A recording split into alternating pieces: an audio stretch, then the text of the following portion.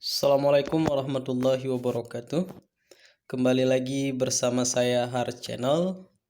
Kali ini kita akan belajar SKB tes bidang sosial dan sejarah. Pembahasan soal nomor 1 sampai dengan 10. Sebelum kita mulai ke pembahasan soal, terlebih dahulu kita menekan tombol subscribe, kemudian menekan tombol loncengnya untuk mendapatkan video-video terbaru tentang tes CPNS dan P3K. Baik, kita mulai ke pembahasan soal. Soal pertama. Kepatuhan Ibu Rahmat untuk selalu minum obat sesuai anjuran yang diberikan oleh Dr. Ivan adalah contoh interaksi sosial antara dokter dengan pasien. Faktor yang mendorong terjadinya interaksi mereka adalah A. Motivasi, B. Sugesti, C. Imitasi, D. Simpati, dan E. Identifikasi. Jawabannya adalah B. Sugesti. Faktor yang mendorong interaksi sosial antara lain 1. Motivasi. Sebagai yang A tadi, itu adalah dorongan yang diberikan kepada seorang individu atau kelompok yang bertujuan agar orang yang diberikan motivasi tersebut melaksanakan apa yang dimotivasikan. Kemudian sugesti, sikap, pandangan, dan pendapat orang lain yang diterima tanpa dipikir ulang.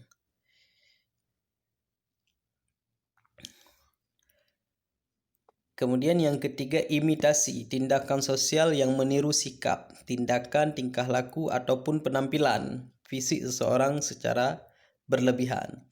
Kemudian yang keempat, simpati, proses ketika seseorang merasa tertarik kepada pihak lain karena penampilan atau perilaku. 5. Identifikasi, kecenderungan dalam diri seorang untuk menjadi sama dengan orang lain. Kepatuhan Ibu Rahmat untuk selalu minum obat sesuai anjuran yang diberikan oleh Dr. Ivan adalah contoh interaksi sosial antara dokter dengan pasien. Faktor yang mendorong terjadinya interaksi mereka adalah sugesti. Seorang dokter mengajukan pasien Ibu Rahmat untuk meminum obat agar cepat sembuh dengan memberikan aturan minum obat secara teratur sesuai dengan petunjuk dokter. Jadi sangat jelas di sini jawabannya adalah yang B, seperti yang kita sebutkan tadi, yaitu sugesti. Baik, kita lanjut ke pembahasan soal nomor 2.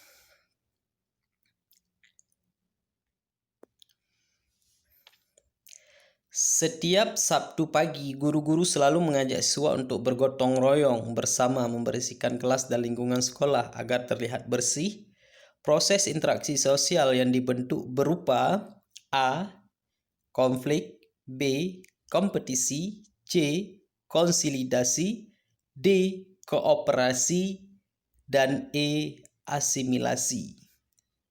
Jawabannya yang benar adalah D. Kooperasi. Konflik, proses sosial di mana individu atau kelompok berusaha untuk memenuhi tujuannya dengan jalan menentang pihak lawan yang disertai dengan ancaman dan atau kekerasan. Kompetisi, persaingan antara individu atau kelompok manusia yang bersaing mencari keuntungan melalui bidang-bidang kehidupan tanpa mempergunakan ancaman atau kekerasan.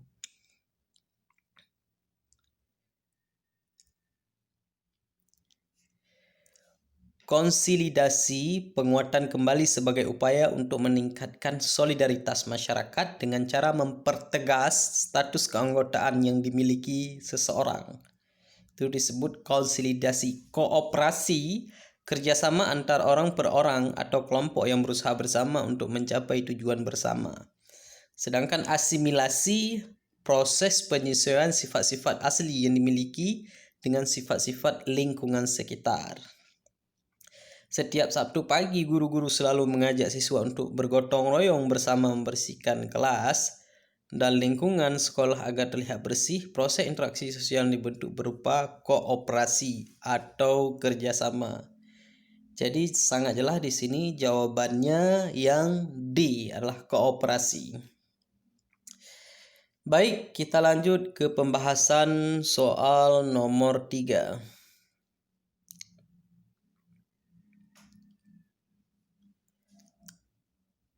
Setiap siswa berangkat ke sekolah setiap hari Senin hingga Sabtu dengan menggunakan seragam sesuai dengan aturan yang berlaku.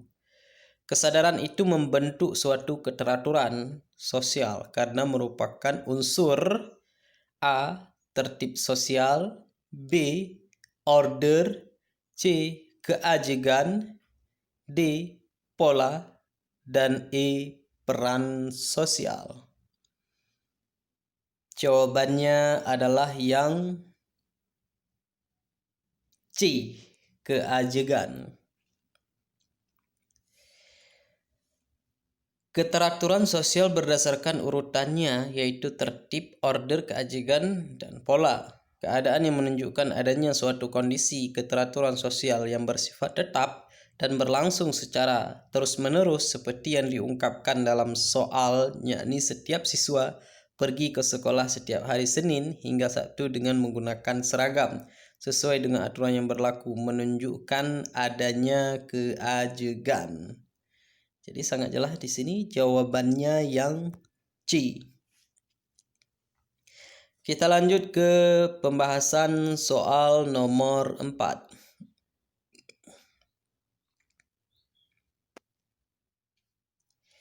Seorang anak yang masih balita mengalami tahap perkembangan diri pada tahap preparatory stage yang ditandai dengan A. Melemahnya kemampuan meniru, B. Proses meniru peranan orang dewasa, C. Tahap meniru yang masih belum sempurna, D. Kemampuan untuk menempatkan diri dalam masyarakat, dan E. Kesadaran tentang norma sosial. Jawabannya adalah yang C. Tahap meniru yang masih belum sempurna. Seorang anak yang masih balita mengalami tahap perkembangan diri pada tahap preparatory stage yang ditandai dengan proses meniru akan tetapi belum sempurna.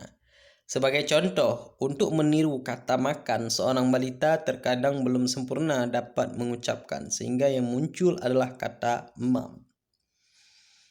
Jadi di sini jawabannya adalah yang C, tahap meniru yang masih belum sempurna. Jadi anak yang masih balita, yang masih dalam proses pertumbuhan, mereka yang masih kecil, mereka dalam melakukan interaksi, berbicara dengan yang lain, itu masih dalam keadaan meniru, baik dari segi perkataan maupun dari segi perbuatan. Baik, kita lanjut ke pembahasan soal nomor 5.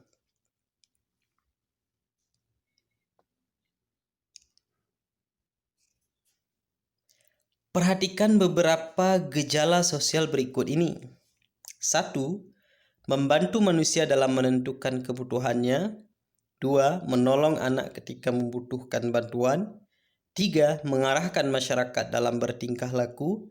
4. Menentukan harga dan kelas sosial dalam stratifikasi sosial. Fungsi nilai sosial bagi kehidupan manusia ditunjukkan oleh nomor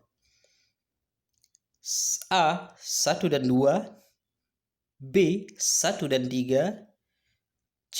2 dan 3, D. 2 dan 4, dan E. 3 dan 4. Jawabannya yang benar adalah E. 3 dan 4. Fungsi nilai sosial antara lain sebagai alat untuk menentu harga dan kelas sosial seorang dalam stratifikasi sosial.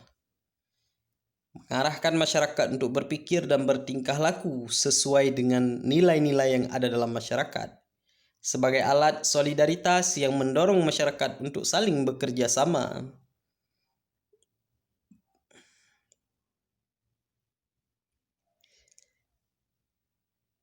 Memotivasi manusia untuk berperilaku dan menjalankan peranan yang sesuai yang diharapkan masyarakat sebagai pengawas, pembatas, pendorong, dan penekan individu untuk selalu berbuat baik. Jadi jawabannya di sini adalah yang E, seperti yang kita sebut tadi.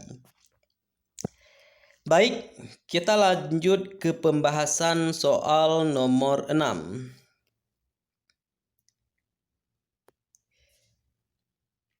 Suatu masyarakat tradisional hingga saat ini masih memegang teguh tradisi. Dalam masyarakat mereka terdapat aturan terkait dengan larangan menikah dengan orang dari luar sukunya. Masyarakat pun mematuhi aturan tersebut. Aturan yang dimaksud merupakan salah satu bentuk adanya norma yang berlaku di masyarakat, yaitu A. Usage, B. Morals, C. Volkswagen, D. Law, dan E. Custom. Jawabannya di sini adalah yang B. Morals. Berdasarkan daya ikatnya, norma dibedakan menjadi 1. Uses, cara, 2. Volkswagen, kebiasaan, 3. Mores, tata kelakuan, dan 4. Custom, adat istiadat, dan 5. Law, hukum. Jadi di sini tata kelakuan mores. Jawabannya adalah yang B.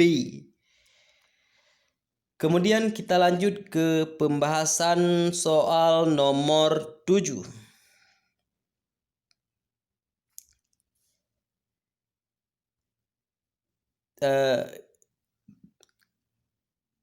Kita sambung ke pembahasan soal nomor 6 tadi, yaitu adanya larangan untuk menikah dengan orang yang berasal dari luar sukunya merupakan bentuk perbuatan atau tata kelakuan yang telah diatur oleh sukunya. Hal ini merupakan bentuk dari proses mengurus tata kelakuan. Jadi jelas di sini adalah jawaban nomor 6 adalah yang B. Kita lanjut ke soal nomor 7.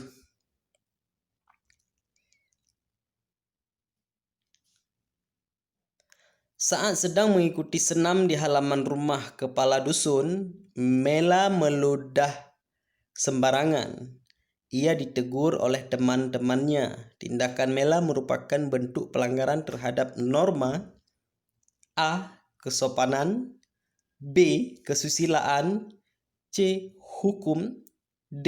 Kebiasaan, dan E. Agama. Jawabannya yang benar adalah A. Kesopanan. Berdasarkan aspek-aspeknya, norma dibedakan menjadi norma agama, kesopanan, kesusilaan, kebiasaan, dan hukum. Tindakan yang dilakukan Mela dengan meludah sembarangan merupakan bentuk tindakan yang kurang pantas dan dinilai tidak sopan, sehingga tindakan ini merupakan pelanggaran terhadap norma kesopanan. Jadi Mela meludahi di depan halaman sementara orang lagi mengikuti senam, ini merupakan sebuah tindakan melanggar terhadap nilai kesopanan dalam interaksi sosial di masyarakat. Baik, kita lanjut ke pembahasan soal nomor 8.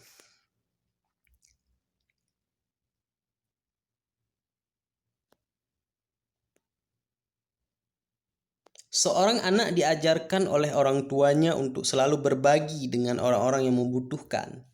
Hingga ia dewasa, ia masih tetap menjalankan nasihat orang tuanya tersebut.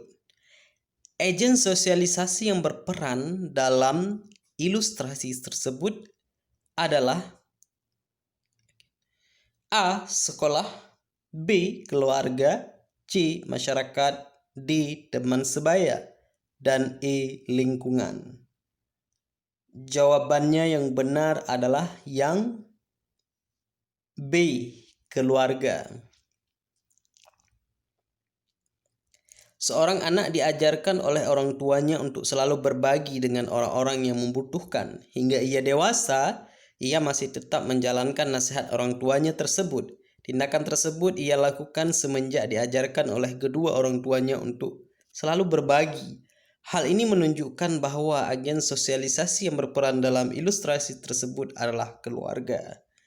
Jadi memang dalam interaksi sosial adalah pertama sekali diajarkan oleh keluarga dan dinasihati terus menerus sehingga proses ini akan membawa ke seorang anak hingga dia menganjak remaja, dewasa, dan sampai dalam kehidupan sehari-harinya. Ini adalah nasihat yang disampaikan orang tua terhadap dirinya. Jadi jawabannya adalah yang B.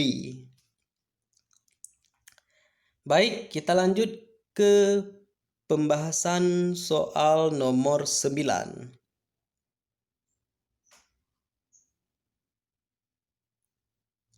Sosialisasi yang berlangsung pada suatu masyarakat terbuka dan terjadi dalam suatu pergaulan yang bersifat kekerabatan seperti pergaulan antar teman, pergaulan antar kerabat, atau pergaulan antar sama anggota klub disebut A. Sosialisasi primer, B. Sosialisasi sekunder, C. Sosialisasi formal, D. Sosialisasi informal, dan E. Sosialisasi partisipatoris. Nomor 9 jawabannya adalah yang B. Sosialisasi sekunder.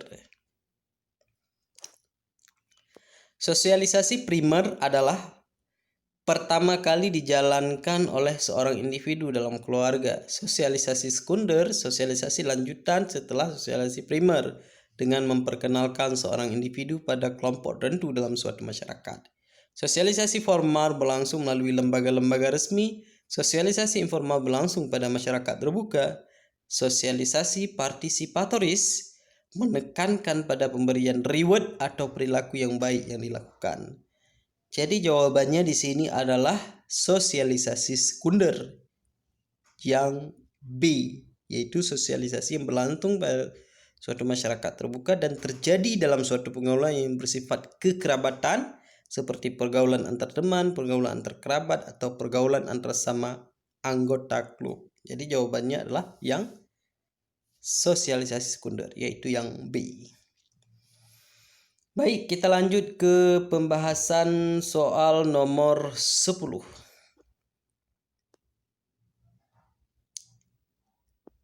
Ya, tadi ada lanjutan. Sosialisasi yang berlangsung pada masyarakat terbuka dan terjadi dalam pergaulan yang bersifat kekerabatan seperti pergaulan antar teman, antar kerabat, atau antar sama klub adalah sosialisasi sekunder, seperti yang telah kita jelaskan tadi.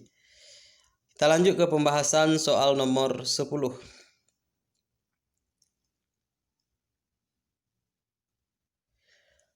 Beberapa kelompok masyarakat: 1. Masyarakat feodal, 2. Masyarakat industri, 3. Masyarakat rasialis, 4. Masyarakat modern, 5. Masyarakat dengan sistem kasta. Masyarakat yang memiliki sistem stratifikasi sosial tertutup adalah A. 1, 2, dan 3, B. 1, 3, dan 5, C. 2, 3, dan 4, D. 2, 4, dan 5, dan E. 3, 4, dan 5. Jawabannya yang benar adalah B. 1, 3, dan 5. 1.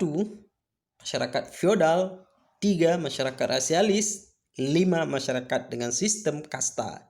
Ini disebut sistem stratifikasi sosial tertutup. Kita lihat penjelasan. Dari beberapa kelompok sosial, masyarakat yang adalah dalam soal yang memiliki sistem stratifikasi tertutup adalah masyarakat feodal, masyarakat rasialis,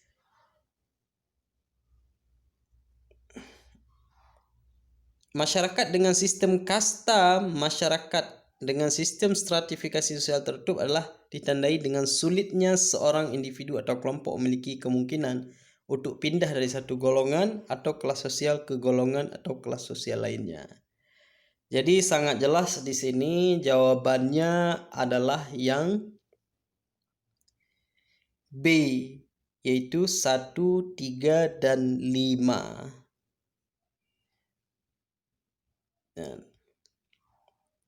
Baik,